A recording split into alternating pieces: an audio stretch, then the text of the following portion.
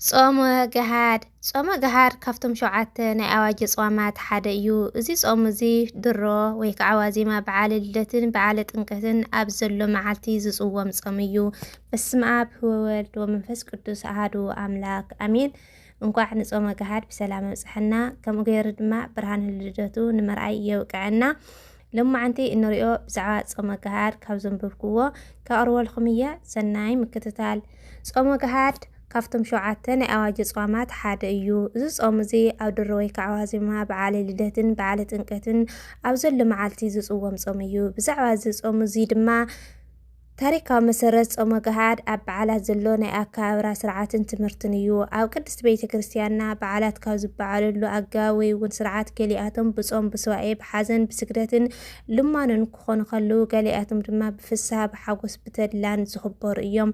እምበኣር ብጾም ብፍጹም ታድላን ፍስሓን ካብ ዝኽበሩ በዓላት ድማ ጥምቀትን ልደትን ትንሳኤ እቶም ቀንዲ ተጠቀስቲ እዮም። ምክንያቱ ድማ ኣብዞም ዕለታት እግዚአብሔር ኣምላኽ ሰብ ኮይኑ ስለና ንዝገበሮን ንዝሃበናን ዓብይ ጸጋታትን ውዕለታትን እናዘከርና ብምስጋና ብቅዳሴ ብሓጎስ ብፍስሓ ክነኽብሮ ግቡእ ምዃኑ ቅድስት ቤተ ክርስቲያን ስለትእዝዘና እዩ።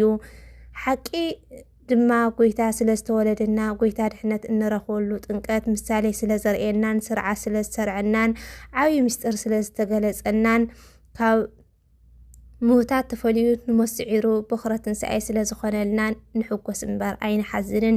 ስለና ጽዋትወ መከራ ብኢድ ሓጥኣን ዝተቐበለሉን ዝተሰቐለሉን ድማ ፍቕሩ እናዘከርና ንበኪ ንሓዝን ኩሉ ገጊዝኡ ኣለዎ። ስርዓት ድማ ብግዜን ፍጻሜታቱን ዝተሰርዐ እዩ። ስለዚ ድማ ልደትን ጥምቀትን ኣብ ጾም ክውዕሉ ከለዉ ረውዕን ዓርብን ኣብ ክንድኡ ለውጢ ብምግባር ብድሮ ክንጾሞ ቅድስት ቤተ ክርስቲያን ስርዓት ሰሪዓትና ኣላ።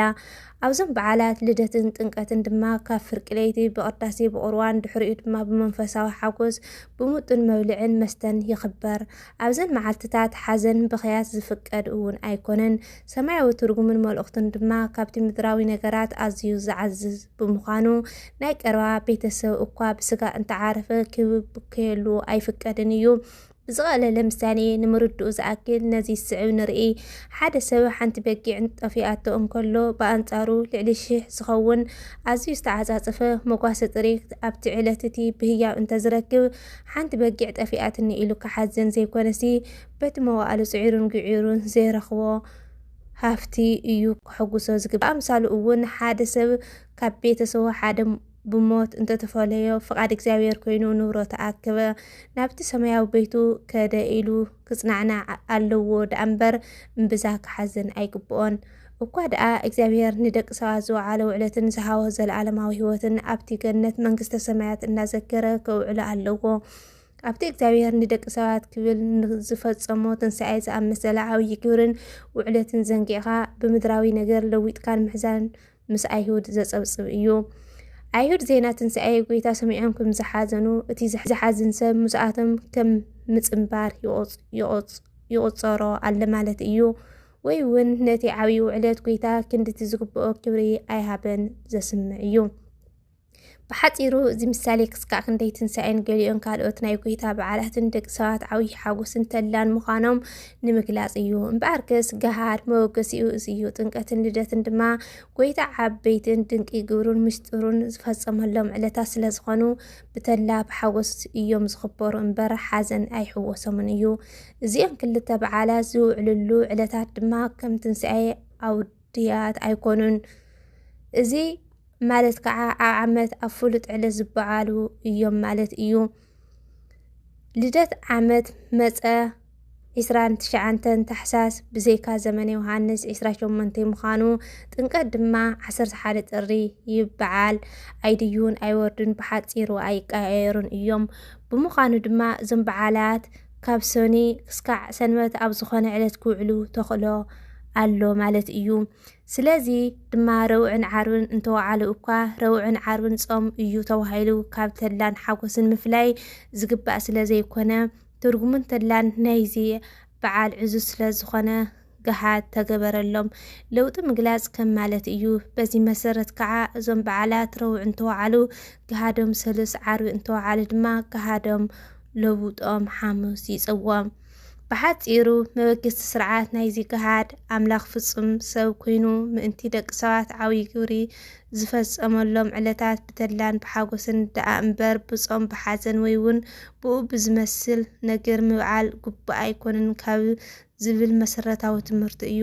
ትንሣኤ ዝኣመሰሉ ካልኦት በዓላት ግና ጾም ዝተጾመ ኣብ ሰናብቲ ወይ ካብ ጾም ወጻኢ ኣብ ዘሎ ዕለታት ወይ እውን ቅድሚ ጾም ዝበዓሉ ስለ ዝኾኑ ገሃድ ኣየድልዮምን እዩ። ስለዚ ገሃድ ንልደትን ጥምቀትን ጥራይ እተሰርዐ እዩ ማለት እዩ። ገሃድ ንልደት ስለምንታይ ኣድለየ? ሰባት ብዝተፈላለየ ምክንያት ናይ ጥምቀት ገሃድ ቅቡል ክገብርዎ ከለዉ ኣብ ናይ ልደት ግና ብዝተፈለየ ሓሳብ ዝዛረብዎ ኣይሰኣኑን እዮም። ምክንያቱ ከዓ ድሮ ልደት ዘሎ መዓልታት ጾመ ነቢያት ስለ ዝኾነ ኣብኡ ይጥቕለል ንወይኑ ድማ ገሃድ ምባል ኣየድልን ዝብል እዩ። ስለዚ ገሃድ የብሉን ክብሉ ይስምዑ እዮም። ሓደ ነገር ብንጹር ክንፈልጦ ዝግብአና ግን ገሃድ ክልተ ምዃንን እቲ ሓደ ናይ ጥምቀት እቲ ካሊእ እውን ናይ ልደት ምዃንን እዩ። ስለዚ ልደት ገሃድ ኣለዎ ማለት እዩ። እንተዘይኮይኑ ልደት ገሃድ የብሉ ኢሉ ዝዛረብ ሰብ ለውጢ የብሉን ይብል ስለ ዘሎ ልደት ዓርቢ ወይ ረቡዕ ዝውዕል እንተኾይኑ ይጽወም ከም ማለት ዘስምዕ እዩ። ከመይ ንዝብል ድማ ትርጉም ገሃድ ናይ ልደት ምስ ጾመ ነቢያት ሓደ ጌርካ ምሕሳብን ምጥቕላልን ጌጋ ስለ ዝኾነ እዩ። ከምቲ ልዕል ኢሉ ዝተጠቐሰ ገሃድ ቅያር ወይ እውን ለውጢ ናይ ረቡዕ ወይ እውን ዓርቢ ዝውዕል በዓል ልደት እምበር ብብኽፋሉ ክረአ ከሎ ኣካል ናይ ጾመ ነቢያት ኣይኮነን። ገሃድ እንብሎ ዘለና ልደት ረቡዕ ወይ እውን ዓርቢ ብምብዓሉ ኣብቲ ዕለት በዓል ከምዘይንጸውም ዘመልክትን ቅያር ግና ብድሮ ከም እንጾሞን ዘመልክትን ነዚ ትርጉም እዚ ዝህብ እምበር ምስ ካሊእ ጾም ሓደ ጌርና ወይ እውን ኣካል ናይ ካሊእ ጾም ጌርና እንጽውጽዎ ኣይኮነን። ስለዚ ናይ ጥምቀት ይኹን ናይ ልደት ጾመ ገሃድ ርእሱ ዝኸኣለ ጾም እዩ። ብርግጽ ድማ ልደት ረቡዕ ወይ እውን ዓርቢ እናወዓለ ናይ ብልዖት እንበልዕን ዘይንጸውምን ከይንና ገሃድ ከም ዘለዎ ብቐሊሉ ንርዳእ ኣለና ማለት እዩ። ጾመ ነቢያት መተካእታ ኮይኑ ገሃድ ናይ ልደት ዝኾነሉ ኣይኮነን። ነዚ ዝያዳ ንጹር ዝገብሮ ድማ ኣቆጻጽራ ዕለታት ጾመ ነቢያት እዮም።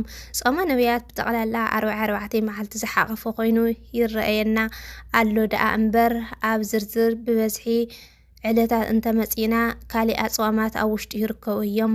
40 መዓልቲ ጾመ ነቢያት እንትኾይኑ 3 መዓልቲ ድማ ናይ ኣብርሃም ሰርያዊ ካብ ኣይሁድ ብዝመጾም ፈተና ንሓደ ዓብዪ ጎቦ ከምቲ ወንጌል ዝብሎ ብእምነት ንምልዓሉ ዝጸምዎ እቲ መወዳእታ ድሮ ልደት እንረኽባ ሓንቲ መዓልቲ ድማ ጾመ ገሃድ እያ። ስለዚ እዚ ናይ ነቢያት ጾም እናተባህለ ዝጽዋዕ ጾም ካብ ሕዳር 15 ክሳብ 28 ታሕሳስ ብጠቕላላ 44 ዕለታት ይሓዝ ደኣ እምበር ብዝርዝር ግና ከምቲ ልዕል ኢልና ዝረአናዮ እዩ ዝመጽእ። ልደት ኣብ ካሊእ መዓልቲ ብዘይካ ረቡዕን ዓርብን ምስ ዝውዕል ስለምንታይ ገሃድ ምባል ዘይተርፍ? እሞ ከምኡ እንተ ደኣ ኮይኑ በዓል ልደት ረቡዕን ዓርብን ኣብ ዝውዕልሉ እዋን ንምንታይ ጾመ ገሃድ ኢላ ዝኣተወት ሓንቲ መዓልቲ ዘይትጎድል ወይ እውን ስለምንታይ ንጾማ ዝብል ሕቶ ይለዓል ይኸውን። ኮይኑ ግና ሊቃውንቲ ብንጹር ነዚ ስርዓት ክሰርዑ ከለዉ ኣብ መጽሓፈ ፍትሐ ነገሥት ኣስፊሮምዎ ኣለዉ። ረቡዓ ወዓርበ በኩሉ ሱባኤ ዘእንበለ መዋእለ 50 ወበዓለ ልደት ወበዓለ ጥምቀት ሰወ ህቡረ ቦሙ ሰሙን ሙሉእ ዓመት ረቡዕን ዓርብን ምጻም ይግባእ ብዘይካ በዓል 50ን በዓል ልደትን በዓል ጥምቀትን። እዚ ማለት ገሃድ ንበዓል ልደት ዘለዎ ምዃኑ የመልክት። ብተወሳኺ እውን ወጸመ ድራረ ልደት ወጸመ ድራረ ጥምቀት ናይ ልደትን ጥምቀትን ዋዜማ ምጻም እዩ። ልደት ጥምቀት ረቡዕ ዓርቢ እንተውዒሉ ናቱ ለውጢ ሰሉስ ሓሙስ ይጽወም ይብል። እዚ ከዓ ብቀዳማይ ደረጃ ስርዓት ክወጽእ ከሎ በብእዋኑ ዝፈርስ ወይ እውን ዝቃየር ተባሂሉ ዘይኮነሲ ንሓዋሩ ከገልግል ተባሂሉ እዩ። ስለዚ ንገሃድ ኢሉ ዝኣተወ ተወሳኺ ዕለት ብኡ ኣቢሉ ጸኒዑ ይርከብ ኣሎ እዩ። ብኻልኣይ ድማ ምእንቲ ከይንርስዖ ተባሂሉ እዩ። እዚ ከዓ ሓንሳብ ኣብ ኩሉ ዕለታት ጸኒዑ እንተ ደኣ ተረኺቡ ዝኾነ ሰብ ሓንሳብ ብምጻም ሓንሳብ ድማ ብምግዳፍ ከይተደናገረን ከይረስዐን ወትሩ ከኽብሮን ክፍጽሞን ክርከብ ይኽእሉ ኣለ ማለት እዩ።